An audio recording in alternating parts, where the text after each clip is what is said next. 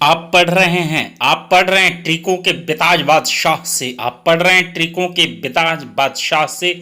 आपके सामने प्रश्न दिया गया है, किसी दर्पण में आपतन का कोण डैश कोण के बराबर होता है।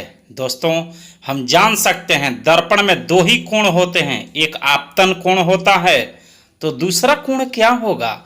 हम देख सकते हैं आपतन कोण के आ माने आ रहा है और उसके बाद में प अक्षर है, यानी आ गया प, यानी आपतन कोण में दूसरा जो कोण है वो प से परावर्तन कोण है। हमारा उत्तर कंप्लीट हुआ।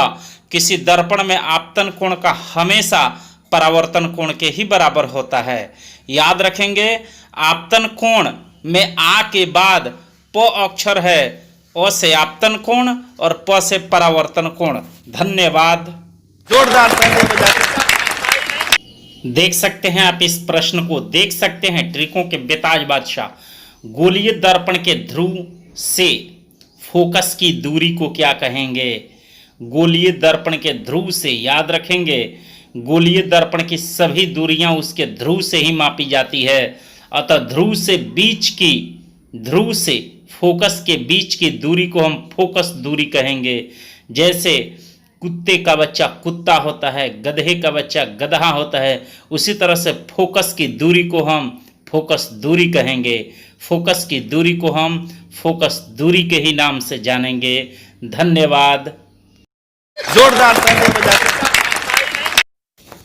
बहुत ही दमदार प्रश्न है हमारे सामने, बहुत ही दमदार प्रश्न है। गोलीय दर्पण की वक्रता त्रिज्या, उसकी फोकस दूरी की क्या होती है। देखेंगे वक्रता त्रिज्या में कितने अक्षर हैं।